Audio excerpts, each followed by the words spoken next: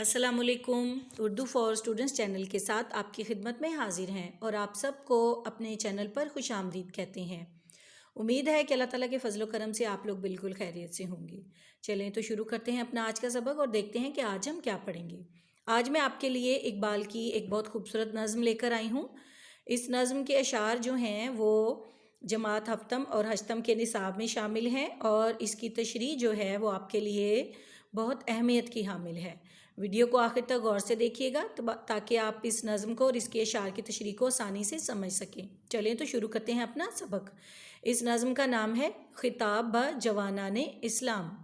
جی سب سے پہلے شعر نمبر 1 ہے، کبھی اے نوجوان مسلم تدبر بھی کیا تو نے، کبھی اے نوجوان مسلم تدبر بھی کیا تو نے، وہ کیا گردوں تھا تو جس کا ہے ایک ٹوٹا ہوا تارا۔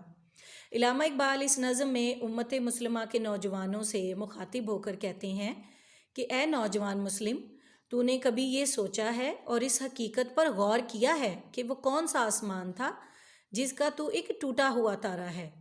تو ایک عظیم قوم کا فرد ہے، اس قوم کا فرد ہے جس نے دنیا کو اعلیٰ منصب، اقدار اور تہذیب و تمدن سے روشناس کروایا۔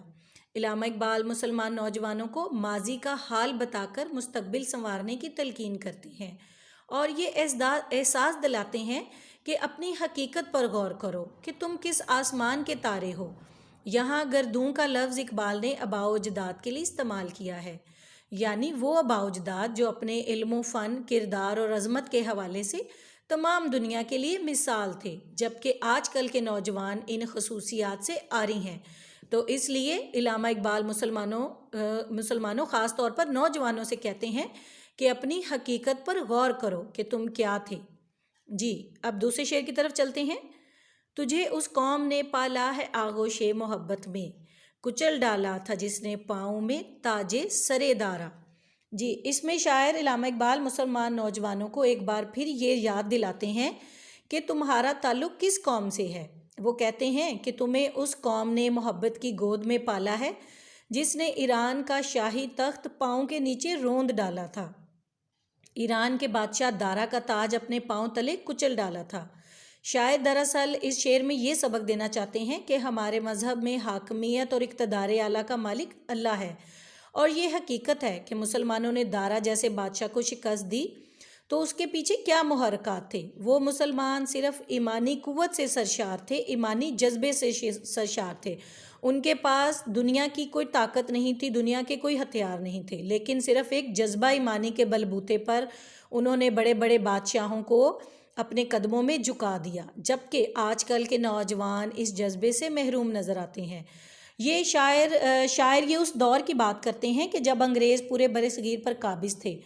مسلمانوں کی بے حسی اور مذہب سے دوری کا شاعر کو بہت افسوس تھا، لیکن اس کے باوجود وہ اپنی قوم سے مایوس بھی نہیں تھے اور انہیں یقین تھا کہ ایک وقت آئے گا جب مسلمان قوم جذبہ ایمانی سے سرشار ہو کر دوبارہ اس دنیا پر چھا جائے گی اور دوبارہ اس دنیا پر حکومت کرے گی، کیونکہ ہمارے آباء و اجداد تو وہی تھے کہ جنہوں نے بڑے بڑے بادشاہوں کو شکست دے دی۔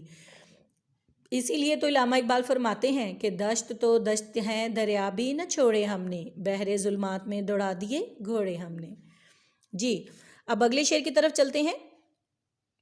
تمدن آفریں خلاق آئین جہانداری، تمدن آفریں خلاق آئین جہانداری، وہ صحرائے عرب یعنی شتربانوں کا گہوارہ۔ جی شاعری شعر میں کہتے ہیں کہ اے نوجوان مسلم، تمہیں اس قوم نے پالا ہے جن کا اپنا ماضی، جن کی اپنی زندگی بہت سادہ تھی، وہ قاعدے قانون سے عاری تھے، وہ قوم عرب کے صحرا سے اٹھی تھی، وہ صحرا جسے شتربانوں کا گہوارہ کہا جاتا ہے۔ اور حضور پاک صلی اللہ علیہ وسلم کی تعلیمات نے، اسلام کی تعلیمات نے ان لوگوں کے دلوں کو روشن کر دیا اور پھر انہوں نے عرب کے کونے کونے میں پرامن معاشرے اور عدل کی مثال قائم کر دی۔ انہوں نے تہذیب و تمدن کو عام کیا اور نظام حکومت چلانے کے تمام قوانین بنائے۔ اسی قوم نے آگے چل کر ظالم حکمرانوں کے تاج روند ڈالے۔ تو تمہارے آباء و اجداد وہی ہیں جنہوں نے کہ اس دنیا کو تہذیب و تمدن سکھایا، اس دنیا کو حکومت کرنا سکھائی، تو اور یہ بتایا کہ اصل حاکمیت اللہ تعالیٰ کی ہے اور یہ دنیا کی بادشاہی اسی اللہ کی عطا کردہ ہے، تمہارا تعلق اسی قوم سے ہے۔ جی اب اگلے شعر کی طرف چلتے ہیں۔ سما الفقر فقری کا رہا شان امارت میں، سما الفقر فقری کا رہا شان امارت میں، باب و رنگ و خال و خط چہ حاجت روئے زیبارہ۔ شاعر اس شعر میں کہتے ہیں کہ وہ قوم امیری کی سربلندیوں پر پہنچ کر بھی فقیری ہی کو اپنی شان سمجھتی رہی، اور ان کے لیے ان کی فقیری ہی فخر کا باعث تھی۔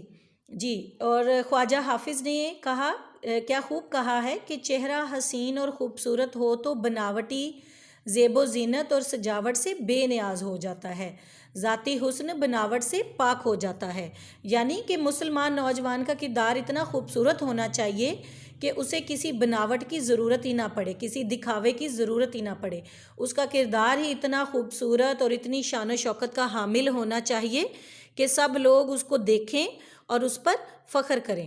اس میں خواجہ حافظ نے 4 لفظ استعمال کیے ہیں، آب و رنگ، خال و خط۔ اس سے آب سے مراد ہے کہ چہرہ خوب مل کر دھو کر صاف کرنا، رنگ سے مراد ہے سرخی اور غازہ، اور خال سے مراد ہے کہ چہرے پر تل بنانا، اور خط سے مراد ہے کہ ابرو کے مقام پر سیاہ لکیر کھینچنا، اور یہ سب بناوٹ کی چیزیں ہیں۔ تو جو ذاتی حسن ہوتا ہے وہ اس تمام خوبصورتی سے، بناوٹ سے بے نیاز ہوتا ہے، اور مسلم نوجوان کا کردار جو ہے وہ اسی طرح بناوٹ سے پاک ہونا چاہیے۔ جی اب اگلے شعر کی طرف چلتے ہیں۔ گدائی میں بھی وہ اللہ والے تھے غیور اتنے، گدائی میں بھی وہ اللہ والے تھے غیور اتنے، کہ منم کو گدا کے ڈر سے بخشش کا نہ تھا یارا۔ جی ایک بہت خوبصورت شعر ہے۔ شاعر کہتے ہیں کہ اے مسلم نوجوان، تو اس عظیم قوم کا فرد ہے کہ جس کے افراد اتنے غیور اور خوددار تھے، اور حالت فقیری میں بھی وہ اتنے غیرت والے تھے کہ دولت مندوں کو ان کی خدمت میں کچھ پیش کرتے ہوئے ڈر لگتا تھا کہ جانیں قبول کریں یا نہ کریں، اور ممکن ہے کہ ان کی مدد، ان کو کچھ پیش کرنے پر وہ بگڑ ہی نہ جائیں۔ یعنی کہ وہ اتنے غیور تھے، اتنے غیرت والے تھے کہ وہ کسی کی مدد لینا پسند نہیں کرتے تھے۔ اور اسلام نے بھی مسلمانوں کو یہی تعلیم دی ہے کہ حالات خواہ کچھ بھی ہوں، کسی غیر اللہ کے سامنے دستے سوال دراز نہیں کرنا چاہیے۔ اسلام نے گداگری کو سخت ممنوع قرار دیا ہے اور ناپسندیدہ قرار دیا ہے۔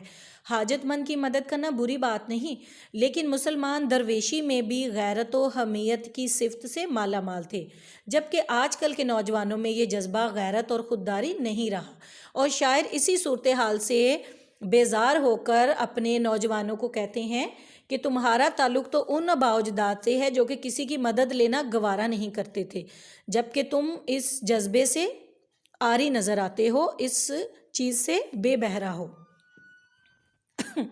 جی اگلے شعر کی طرف چلتے ہیں۔ غرض میں کیا کہوں تجھ سے کہ وہ صحرا نشیں کیا تھے، غرض میں کیا کہوں تجھ سے کہ وہ صحرا نشیں کیا تھے، جہاں گیرو جہاں دارو جہاں بانو جہاں آرا۔ شاعر اس شعر میں کہتے ہیں کہ غرض میں کیا کہوں کہ وہ بیابانوں میں رہنے والے لوگ کیا تھے، انہوں نے دنیا کو فتح کیا، دنیا پر حکمرانی کی، دنیا کی حفاظت کا فریضہ سر انجام دیا، اور اس دنیا کو آراستہ کیا، اس دنیا کو خوبصورتی، تہذیب و تمدن عطا کیا۔ اور اے نوجوان، تمہارے اسلاف دنیا کے حکمران تھے، اور تم کیا ہو؟ اپنے آپ کو دیکھو کہ تمہاری حقیقت کیا ہے۔ آج تم محکوم بن چکے ہو اور غلامی کی زندگی گزار رہے ہو، اور اپنے شاندار ماضی کو بھول چکے ہو۔ جی اگلا شعر ہے۔ اگر چاہوں تو نقشہ کھینچ کر الفاظ میں رکھ دوں، اگر چاہوں تو نقشہ کھینچ کر الفاظ میں رکھ دوں، مگر تیرے تخیل سے فزوں تر ہے وہ نظارہ۔ جی اس شعر میں شاعر کہتے ہیں کہ اے مسلمان نوجوان، اگر میں چاہوں تو ان آباء و اجداد کا، ان شاندار حکمرانوں کا نقشہ الفاظ میں کھینچ کر پیش کر سکتا ہوں کہ وہ کیسی شان و شوکت کے حامل تھے، وہ منظر میں بیان کر سکتا ہوں، مگر وہ نظارہ ایسا ہوگا کہ تیرا خیال بھی اس تک نہیں پہنچ سکتا، تیرا خیال بھی اس کا صحیح اندازہ نہیں لگا سکتا۔ وہ لوگ تیرے خیال سے بھی بہت اونچے تھے، تمہارا تخیل ان کی عظمت تک نہیں پہنچ سکتا۔ جی اگلا شعر ہے۔ تجھے آبا سے اپنے کوئی نسبت ہو نہیں سکتی، تجھے آبا سے اپنی کوئی نسبت ہو نہیں سکتی، کہ تو گفتار وہ کردار، تو ثابت وہ سیارہ۔ بہت خوبصورت شعر ہے، اور اس شعر میں شاعر علامہ اقبال مسلمان نوجوانوں سے مخاطب ہو کر کہتے ہیں کہ اے مسلمان نوجوانوں، تمہیں اپنے آباء و اجداد سے کوئی نسبت نہیں ہو سکتی۔ ان لوگوں میں اور تم میں زمین و آسمان کا فرق ہے۔ تم صرف باتیں بنانا جانتے ہو، سستی اور کاہلی تمہارا وتیرہ بن چکا ہے، جبکہ تمہارے باپ دادا حقیقی معنوں میں صاحب کردار تھے۔ وہ سر سے پاؤں تک سیرت اور عمل تھے۔ وہ جو کہتے تھے کر کے دکھاتے تھے۔ وہ صرف باتیں نہیں کرتے تھے بلکہ عمل کرتے تھے۔ انہوں نے جد و جہد اور محنت سے اپنا ایک مقام بنایا تھا اور اپنی ایک شان و شوکت بنائی تھی، مگر تم ایک جگہ ٹھہر چکے ہو اور منزل کی طرف بڑھنے سے کتراتے ہو، اور وہ منزل کی طرف بڑھنے کو ہی اپنا فخر سمجھتے تھے۔ تم ایک جگہ رک چکے ہو اور اسی ٹھہراؤ نے تمہیں غلامی کی زندگی عطا کر دی ہے۔ جی اب اگلے شعر کی طرف چلتے ہیں۔ گنوا دی ہم نے جو اسلاف سے میراث پائی تھی، گنوا دی ہم نے جو اسلاف سے میراث پائی تھی، ثریا سے زمیں پر آسمان نے ہم کو دے مارا۔ جی شاعر کہتے ہیں کہ کبھی وہ وقت تھا کہ ہم مسلمان عروج پر تھے اور اس دنیا پر ہماری حکومت تھی اور ہم اس دنیا کے حاکم تھے، لیکن ہم نے اپنے بزرگوں سے جو وراثت پائی تھی وہ ساری کی ساری ہم نے گنوا دی ہے، کھو دی ہے، اور ہمارے اعمال ہی ایسے ہیں کہ وہ حکومت ہمارے ہاتھوں سے نکل چکی ہے، اور اس کا نتیجہ یہ نکلا کہ آسمان نے ہمیں ثریا کی بلندی سے اٹھا کر زمین کی پستی میں پھینک دیا ہے۔ اسلاف کا راستہ چھوڑ کر ہم بلندی سے پستی میں جا گرے ہیں۔ جب ہم نے اپنے بزرگوں کا راستہ چھوڑ دیا، اپنے بزرگوں کی قدر نہیں کی، ان کی سکھائی ہوئی باتوں کو بھلا دیا، تو پھر ہم پستی کا شکار ہو گئے اور دنیا کی حکومت ہمارے ہاتھوں سے نکلتی چلی گئی اور آج غلامی ہمارا مقدر بن چکی ہے۔ جی اگلا شعر ہے۔ حکومت کا تو کیا رونا کہ وہ ایک عارضی شے تھی، حکومت کا تو کیا رونا وہ ایک عارضی شے تھی، نہیں دنیا کے آئین مسلم سے کوئی چارہ۔ اس شعر میں شاعر کہتے ہیں کہ حکومت کا رونا تو کیا رویا جائے، وہ تو ایک عارضی چیز تھی۔ دنیا کا قاعدہ یہی چلا آتا ہے کہ حکومتیں بدلتی رہتی ہیں۔ کبھی وہ وقت تھا جب مسلمان دنیا کے وسیع و عریض خطوں کے حکمران تھے۔ انہوں نے اپنی ذہانت اور فہم و فراست سے عمدہ نظم و نسق چلایا، لیکن وقت کے ساتھ ساتھ مسلمان زوال کا شکار ہوتے چلے گئے، اور یہ قانون قدرت ہے کہ وہ قوم جو راہ راست سے ہٹ کر تساہل پسندی اور بے عملیت کا شکار ہو جائے، اس سے اللہ تعالیٰ اس دنیا کی حاکمیت چھین لیتے ہیں، اور اس دنیا میں عروج و زوال تو لازمی ہے، لیکن حکومت جانے کا افسوس بے معنی ہے، کیونکہ حکومت تو ایک آنی جانی چیز ہے۔ ضروری بات یہ ہے کہ اسلامی تعلیمات کو اپنایا جائے اور انہیں پس پشت نہ ڈالا جائے۔ افسوس تو اس بات کا ہے کہ مسلمانوں نے حکومت کے ساتھ ساتھ اپنے کردار کو بھی کھو دیا ہے، کہ وہ کردار جس پر کبھی ہمیں فخر تھا انہوں نے وہ بھی گنوا دیا ہے۔ تو مسلمانوں کو حکومت کے جانے کا افسوس نہیں کرنا چاہیے، بلکہ اس بات کا افسوس کرنا چاہیے کہ انہوں نے اپنے آباء و اجداد کی وراثت کو بھی کھو دیا ہے۔ جی اگلا شعر ہے۔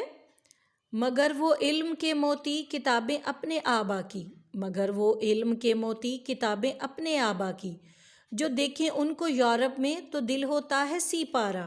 بہت ہی خوبصورت شعر ہے۔ شاعر اس میں نوجوانوں کو مخاطب ہو کر کہتے ہیں کہ اے مسلم نوجوانوں، حکومت کے جانے کا غم نہیں، لیکن اصل دکھ کی بات تو یہ ہے کہ ہم نے اپنے آباء و اجداد کے علمی کارناموں کو بھی کھو دیا ہے اور ہم ان علمی کارناموں سے محروم ہو چکے ہیں۔